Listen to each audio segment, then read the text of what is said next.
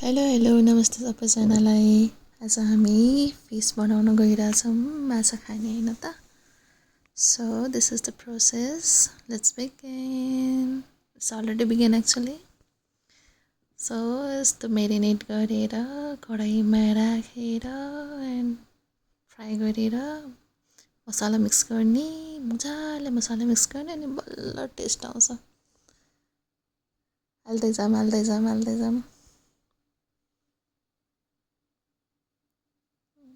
यस, केही मिसाउनु हुँदैन। मेथी फुराउने, टमाटर हाल्ने, एक्जस्ट अन गर्न नबिर्सिनु होला। टमाटर हाल्ने, टमाटर फ्राई गर्ने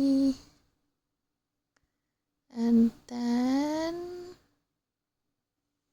ह्याभ पेसेन्स। जुन अलि मेरोमा छैन, अलिकति पेसेन्स राखेर भुट्नुपर्छ।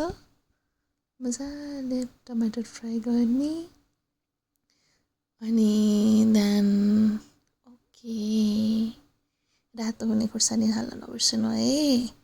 मसाला हाल्ने, आफूले नचलाउने, मम्मीले चलाउन दिने। एक्जस्ट चाहिँ बिर्सिनु हुँदैन। मजाले चलाउने एन्ड फ्राई गर्ने। मसाला मजाले भुट्नुपर्छ।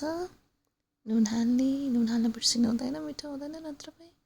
भुट्ने एक्जस्ट चाहिँ बिर्सिनु हुँदैन है। Okay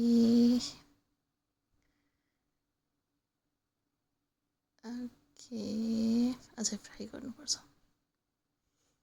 as you can C मेरोमा पेसेन्स खत्तम भइसक्यो, बट फ्राई गर्नुपर्छ। मजाले फ्राई गर्ने, भुट्ने अझ भुट्ने and then finally patience is over. पानी हालेर उम्लिन दिने। अझै धेरै पानी हाल्नुपर्छ। ओके यतिले पनि नपुग्ला जस्तो छ, अझै धेरै पानी हाल्नुपर्छ।